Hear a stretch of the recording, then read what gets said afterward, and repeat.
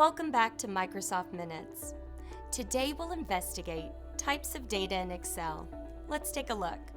Excel Online has a great feature for pulling data from online resources. Type in a list of items like space objects, foods, terrain, or animals, and then select the type of data.